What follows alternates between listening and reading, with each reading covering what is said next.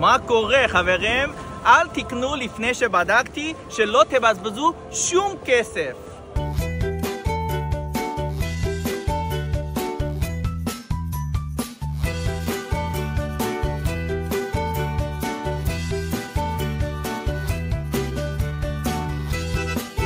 באמת? אני לא מאמין. יאללה בואו נבדוק.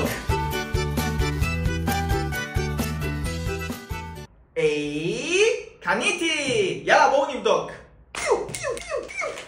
יאללה, קניתי חטיפים עם סוגי אריזות שונים. בואו נבדוק אם שני המכשירים יכולים לאטום את כולם.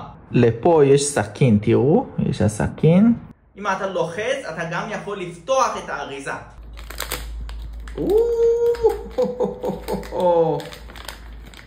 אוקיי, זה פתוח. ועכשיו בוא ננסה לסגור אותו, סבבה? לאטום אותו, בוא נראה.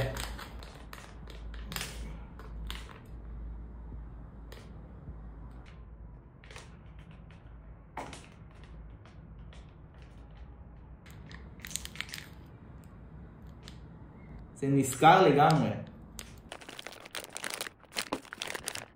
זה עבד, תראו פה זה עבד פתוח ופה נסגר. זה עבד אחלה האמת, זה עבד אחלה, תראו. זה עבד פתוח, אתם לא יודעים? אוקיי, עכשיו בואו. אני רוצה לסגור את זה.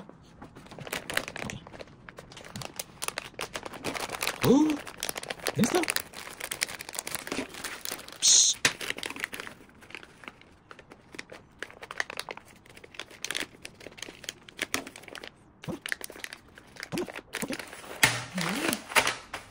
ניסיתי עם כל מיני אריזות וזה הצליח עם כולם. רגע. אבל יש קצת בעיה עם הסכין של המוצר.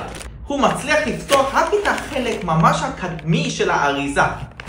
ניסיתי גם לקפל את הפתח, אבל זה נהיה עבה מדי והוא פשוט לא חותך. עוד אבל זה לא הפונקציה העיקרי של המוצר, אז אם זה לא מפריע לך, זה עדיין אחלה מוצר, אז אני ממליץ. תעקוב אחרינו לעוד בדיקות מוצרים.